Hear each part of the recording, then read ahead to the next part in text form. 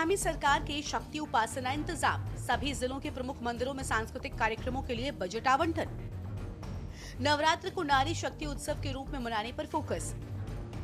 CCTV, drone और अतिरिक्त police बल की तैनाती। पेयजल, स्वास्थ्य शिविर और सुगम पार्किंग की व्यवस्था। पहाड़ों की चोटियों पर गूंजते मां के जयकारे और भक्तों की भारी भीड़। ये नजारा है उत्तराखंड का, जहां नवरात्र के मौके पर धामी सरकार ने व्यवस्थाओं के नए मानक स्थापित किए हैं। इस प्रमुख शक्ति पीठ पर न केवल सुरक्षा के कड़े इंतजाम है, बल्कि श्रद्धालुओं के लिए सुगम दर्शन की ऐसी व्यवस्था की गई है जो पहले कभी नहीं देखी गई। दरअसल सरकार के साफ निर्देश हैं, भक्तों को कोई कष्ट नहीं होना चाहिए। फिलहाल बात सिर्फ नवरात्रि की नहीं है। अगर हम बड़े कैनवस पर देखें तो धामी सरकार ने हालिया बजट में 1000 करोड़ रुपए का प्रावधान अकेली हरिद्वार कुंभ 2027 के लिए किया है। साथ ही 48 मंदिरों को संवारने वाला मानसखंड मंदिर माला मिशन तेजी से आगे बढ़ रहा है। राजनीतिक विश्लेषकों की माने तो सरकार इन व्यवस्थाओं के जरिए हिंदुओं के दिल तक पहुंचने का रास्ता बना रही है।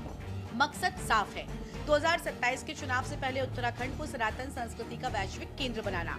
आपको बता दें कि धार्मिक पर्यटन को बढ़ावा देना अब सरकार की मजबूरी नहीं, बल्कि सबसे बड़ी ताकत बन गया है।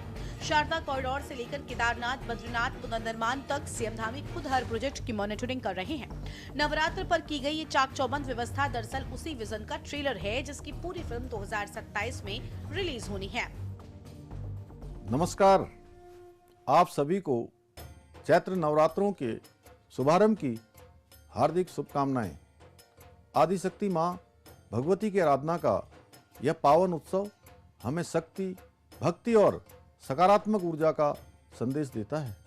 नवरात्रि के 9 दिवसीय इस पवित्र पर्व में मां दुर्गा के 9 स्वरूपों की उपासना के माध्यम से हम अपने जीवन में आध्यात्मिक चेतना, आत्मविश्वास और सदाचार का संचार करते हैं। यह पर्व हमें नारी शक्ति के सम्मान, समाज में आपसी सद्भाव और समरसता को बढ़ावा देने की भी प्रेरणा देता है। नवरात्रि का यह शुभ अवसर हमें अपने जीवन में सकारात्मक विचारों को अपनाने तथा समाज में प्रेम, सहयोग और एकता के संदेश को आगे बढ़ाने का संकल्प लेने का अवसर प्रदान करता है। आदिशक्ति मां भगवती की कृपा से आप सभी के जीवन में सुख, शांति, समृद्धि और उत्तम स्वास्थ्य बना रहे, यही मेरी कामना है। एक बार पुनः आप सभी को चैत्र नवरात्रों के शुभारंभ की हार्दिक शुभकामनाएं। धन्यवाद। देवभूमि की आध्यात्मिक अर्थव्यवस्था, धामी सरकार धर्म को रोजगार से जोड़ रही। गांवों के पुराने घरों को होमस्टे में बदलकर तीर्थयात्रियों को स्थानीय संस्कृति से जोड़ा जा रहा। मंदिरों के प्रसाद में स्थानीय अनाज जैसे मंडुआ, चौलाई का उपयोग कर महिला स्वयं सहायता समूहों को आर्थिक रूप से सशक्त बनाया जा रहा है। सरकार का लक्ष्य है 2027 तक उत्तराखंड आने वाले पर्यटकों की संख्या 10 करोड़ के आंकड़े को पार करे। सभी प्रमुख मंदिरों को डिजिटल प्लेटफॉर्म से जोड़ा जा सके, ताकि विदेशों में बैठा कोई भी सनातनी आसानी से पूजा अर्चना और दान कर सके। भीड़ प्रबंधन के लिए एआई और डेटा एनालिटिक्स का उपयोग किया जा रहा है, ताकि तीर्थ यात्रा सुगम हो। बता दें कि उत्तराखंड को सनातन संस्कृति का वैश्विक केंद्र बनाना मुख्यमंत्री धामी का एक ड्रीम प्रोजेक्ट है। इसके पीछे केवल धार्मिक आस्था नहीं, बल्कि एक सुदृढ़ आर्थिक और सांस्कृतिक विजन है। सरकार का मानना है जिस तरह वेटिकन सिटी ईसाइयों के लिए मक्का और मुसलमानों के लिए केंद्र है, उसी तरह उत्तराखंड दुनिया भर के करोड़ों हिंदुओं और सनातन प्रेमियों के लिए आस्था का सर्वोच्च केंद्र बना।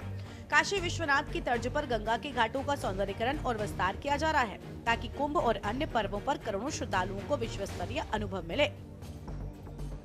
साफ है कि देवभूमि में भक्ति और राजनीति की धाराएं अभी एक साथ बह रही हैं। नवरात्र के बहाने हिंदुत्व के एजेंडे को धार देकर धामी सरकार ने विपक्ष के सामने एक बड़ी चुनौती पेश कर दी है। अब देखना होगा कि 2027 की इस राह में ये धार्मिक पर्यटन का कार्ड कितना असरदार साबित होता है। स्पेशल डेस्क के न्यूज इंडिया।